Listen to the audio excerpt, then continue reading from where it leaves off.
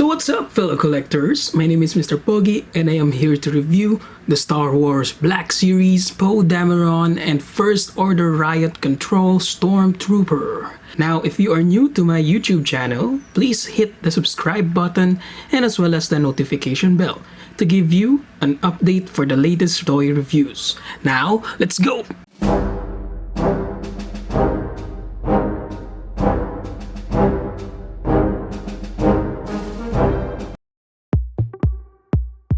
Now let's review the box first. So as you can see, this is the front part of the box, and this is an artwork for the figures, and then the names of the figures, the title of the box.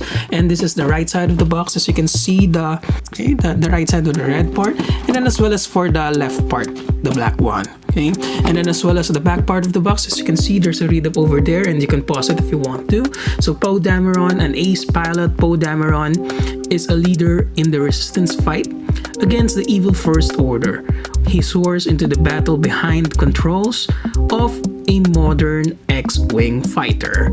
And for the read-up for the First Order Riot Control Stormtrooper, armed with specialized weapons, and First Order's Riot Control Stormtroopers are trained to subdue crowds in the most ruthlessly efficient manner possible. Now, the only thing that I am wondering here is that why is it that Star Wars Black Series gave out Poe Dameron and not Finn? Okay, so I'm just wondering. So now let's dig in and open this awesome figure.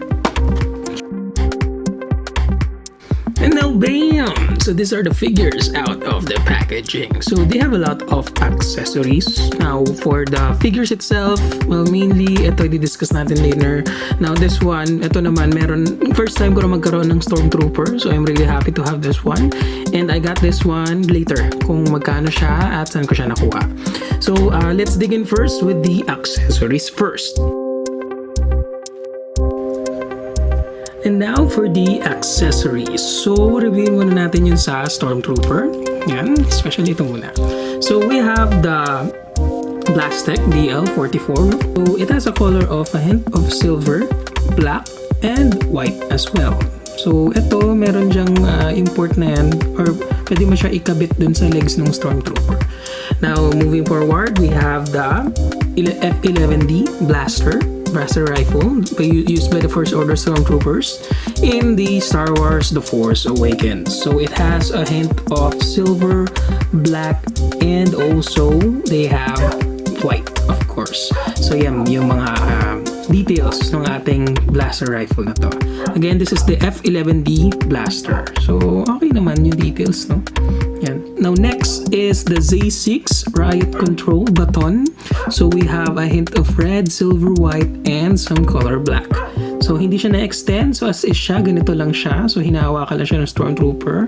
And then yan. So naalala niyo yung meme na paikot-ikot na ginagawa. Yan. So ayun yun. Okay? And then we also have the shield.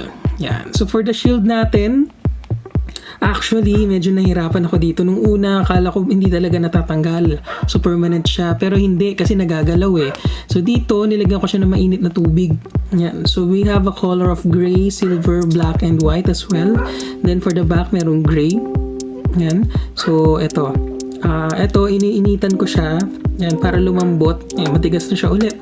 So, I use the hot water method para matanggal siya dun sa arms nung Stormtrooper. And then moving forward, we have the blaster rifle of Poe. So this is a Blastech E11-16 HFE blaster rifle. So it comes with color silver and a touch of gold. Yeah, so gold pa yan. So parang rugby lang yan, no? Pero yan yung tsura. So if you're going to take a look at it, this is the accessories. Yeah, the accessory. Yeah. And then as well as lastly, yan. So we have the X-Wing helmet. Yan. So may mga slight details dito. Yan. Pero dito parang hindi na miss out yung paint job na to, or parang na-deform. So I'm not sure lang if deformed ba to or kasama siya sa gimmick. Kung ganito na rin ba siya. Yan. So dito, sa loob niya, it's all yellow. So parang in-insert lang tong clear yellow plastic na ano yan, na item. And then, so hindi pala deformed yan, pero hindi lang pantay talaga. Pag in-stand ko siya ng ganito. So parang medyo nakaslant siya, no? Yan. So parang hindi siya talaga pantay. And then details. Yan. So ito. So okay din, diba? So that's for the accessories. And now for the accessories of the figure. So unahin muna natin si Stormtrooper. So yung Stormtrooper natin na to. So these are the details. Yan. So okay. So all white, touch of gray, and then also silver and black. So this is my first ever Stormtrooper. Now I understand why bakit sila nag-army build kasi maganda rin pala talaga. Ayan. So this is my first ever. And then I'm not sure if this is part of the gimmick. Ayan. So medyo na ako ngayon light ng ayan. So ito nakikita niyo ba yan? Parang gunshot, no? Pero parang hindi. Diba? And as well as for the pads. Ayan. So yun yung details. So may medyo sloppy yung ibang paint application. And then for the liwanag natin konti. And then for the back part, so ito parang port siya, no? Yan. And then as well as for the belt niya, sa belt niya slightly nagagalaw yung belt niya. Yan. And then as well as we have the legs niya. Yan. So dito ilalagay yung gun. So later, pakita ko yan. Or sige, kahit ngayon na. So ito, ilalagay mo lang siya dito. Up. There. Ganyan siya. Nice, no? So, yan, nakaka-bother tong powder na nakasama doon sa figure. So, and then legs. Yan. Yan the details. Yan. So, pagpasensyahan nyo yung aso namin, medyo maingay. So, yun. So, those are the details of this Stormtrooper. Pero by the way, siguro medyo disappointed lang ako dito. So, yung pagkakakulay ng black sa Stormtrooper, medyo parang faded na. So, I'm not sure lang bakit. And now we move forward with Poe Dameron. So si Poe Dameron natin, so i-compare ko siya sa two figures actually. Okay, pero bago yun, ito muna. So details, so yung kilay niya, actually hindi niya, parang hindi ko makita yung angulo ni Oscar Isaac dito sa figure na to eh. Parang hindi sila gumamit ng photo real tech, no?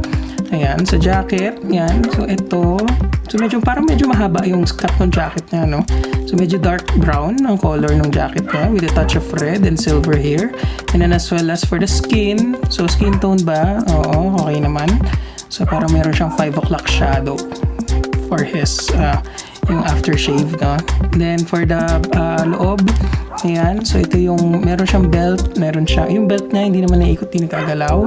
And then parang for the jeans, ayan, so ito yung likod ng ating Poe Dameron. And as well as for the boots, ayan, so merong touch of yellow, ayan, yellow yung sa tuhod niya. And boots, ayan, actually yung boots niya parang sneakers eh, pag tinignan mo. Anyway, that's only my observation. Now, to compare lang, dun sa unang Poe Dameron, ayan, so ito yung details. So kung makikita ninyo, for the hair, almost the same, no? For the hair. Now, for his, parang mas kamukha ni Poe Dameron ito, or ni Oscar Isaac itong luma. Pero ito hindi. Ayan. Ito parang medyo parang tumanda na siya, no? Yung kilay niya nabawasan. So natuto na siya mag-ahit ng kilay niya. And mas madilim ang kanyang facial features. Yung facial hair features niya. Itong Poe Dameron na to. Compare for this one. Now, sabi ko dalawa. So I have to compare these two. Fin. Yan. So for the jacket, ayan, halos magkasing length lang pala sila. Okay? Pero kasi 'di ba itong jacket na to binigay to ni Poe. So I'm not sure lang kung bakit itong Poe Dameron na to ganito yung kulay. Ayan. So they are different. Okay? Different sila. Okay? Makikita nyo pa lang dun sa belt, parang sa belt. And then yung length medyo magkasing haba sila pero parang mas nahabaan ako dito kay Poe. Ayan. And then for the side, yan, and then for the other side, yan, yung red, parang mas malaki yung sakop ng red nito kaysa dito. Dito kasi hindi hindi gaano. So yun lang. Parang mas gusto ko yung jacket na to ni ni Finn compare dito kay Poe na to. Now, for the articulation of the Stormtrooper, so you can rotate his head 360, yan, and make it look up, make it look down. So that's the farthest that it can get kasi naharangan ng baba niya. And then for the shoulder, this is the farthest that it can get. You can rotate the shoulders, yan. And then, ayan, may rotation ng shoulders natin. And then as well as for arms, wala. Single jointed elbow, yan. And then pwede mo rin iikot from the shoulder, from the elbow joint, yan. Pwede mong iikot yung forearm niya. Wait lang. Yeah! So, hindi pala. Joke lang yon. And then wrist, pwede mo ikutin. And then hinge for the wrist natin. So, that's for the arms. And then torso, you can rotate. It's torso. Hips, hindi siya naikot. You can make him kick. Make him sit like this. Ito yung farthest that you can get. Ito yung farthest kapag backwards. Ayan. So, ito yung pwede niyang gawin na matrix style. And then double jointed knees. And then ankle pivot. Okay? And then thigh rotation din. Just, yeah. So, ingat lang kasi yung parts niya is humaharang sa mga articulation din. Okay? But all in all, it's a good figure. Now, for Poe Dameron. Now, for Poe Dameron, you can rotate his head 360, make him look up. Hindi gano. Make him look down. Ito yung farthest it can get.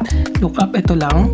And then as well as for the shoulder rotations, single jointed elbows, then hinge for the wrist, and also rotation of the wrist. Almost sa hips niya, yung sa torso niya, yung pwede maikot. And then, hindi na siya nagagana. So, may rocking motion lang. And then, for the legs, this is the farthest that it can get. And then, ito yung farthest ng legs niya. Yan. Then, double jointed knees. And then, ankle pivot. And as well as for the thigh rotation. So, yun yung articulation ng Poe Dameron natin. Now, for the size of these figures, so as you can see, for the Stormtrooper, so it stands at around 6 inches tall, as well as for Poe Dameron na naman. So, a little of the 6 inches din siya. Pero kung as you can see, mas patangkad si Stormtrooper kumpara kay Poe Dameron. For the price of these figures, as you can see, nakuha ko siya ng, hulaan nyo magkano, just only for 900 pesos. Yan, kay Hobby Corner. So this is store clearance. So nabili ko siya ng 900 pesos. So I got it for a really cheap price. Well, for today kasi ang sa sobrang dami ng mga supplies ng Star Wars natin, halos lahat medyo sale, no?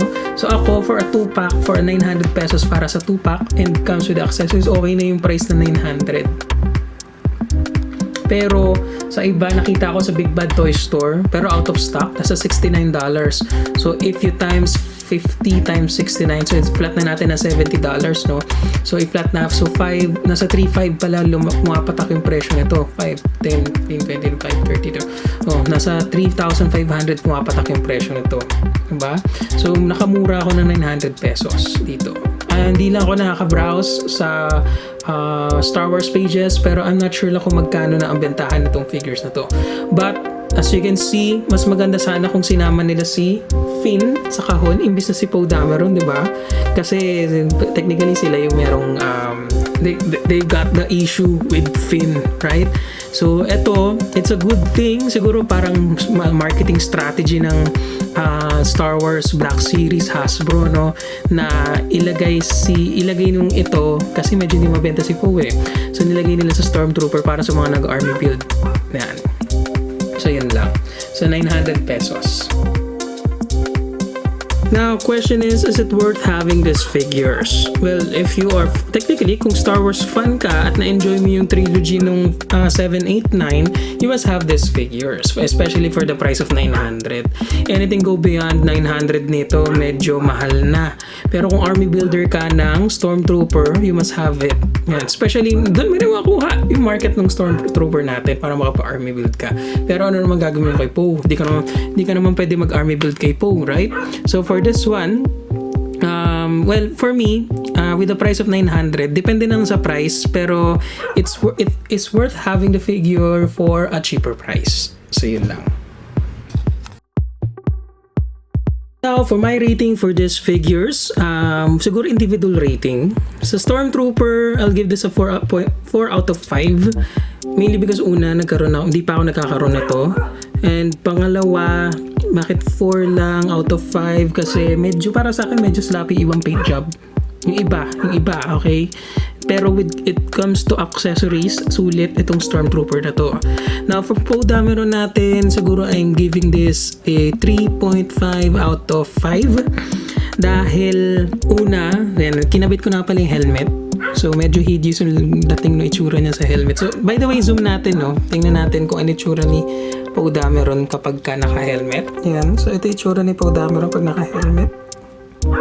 So, hindi masyado fit yung eyes niya.